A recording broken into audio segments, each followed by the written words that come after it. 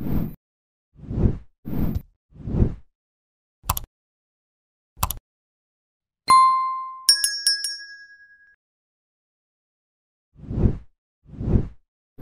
Friday the 13th universe is a beloved slasher series originally from the 1980s, but one installment over 20 years after the original movie almost killed the franchise.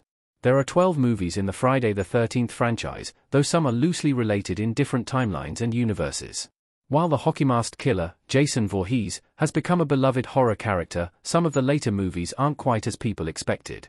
In fact, many of the later slasher-era films are considered so bad it's good horror movies, exploring the already well-worn tropes. With Jason being such a recognizable and iconic villain, Friday the 13th has had many rip-offs since its creation. But one movie came to be considered almost a spoof of itself, making fun of all the typical tropes of the films. Unfortunately for it, many took the movie seriously at the movie's release, which dramatically affected audience opinions of the franchise's trajectory. It wasn't until 2 years later that Jason returned to the screen in Freddy vs. Jason, this time having to have an even stronger gimmick to entice audiences to return. Jason X isn't like any other Friday the 13th movie, and nearly killed the franchise. The movie alters Jason like never before. Jason X recycles the same villainous plotlines of the rest of the series but with a gimmick, adding that Kane Hodder's Jason Voorhees is now a cyborg instead of an undead serial killer. In the movie, Jason is cryogenically frozen for 445 years and wakes on a spaceship in 2455. The concept was a turn for the series that it was ridiculed by many audiences at the time, deterring dedicated franchise fans.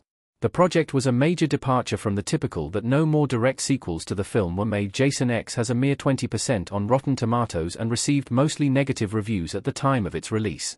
This is in contrast to the original movie, which is also the franchise's highest-rated installment, at 66% on Rotten Tomatoes. Jason X underperformed at the box office, grossing only $17 million on an $11 million budget. Since its initial release, Jason X has received a bit of a reassessment, especially from newer audiences, who are now assessing the franchise as a whole rewatchable series instead of in timed-released installments to see in theaters. How Jason X turned into a Friday the 13th comedy sequel. The movie added jokes and comical kills.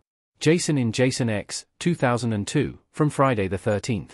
When it was originally released, Jason X was taken more seriously, following the intense themes of the other movies.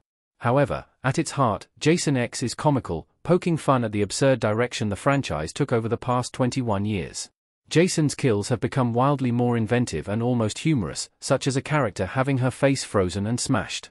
There are also more overt jokes, which became a staple of later-era slasher films, who understood that many of the tropes now had to be subverted to be entertaining. There were also more overt jokes and blatant line reads that the Jason X writing and filmmaking were more aware of the slasher movie tropes.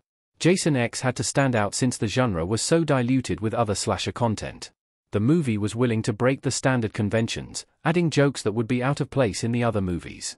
The Friday the 13th franchise had become too self-aware at this point and couldn't help but poke fun at themselves, forever changing the tone of the beloved original series.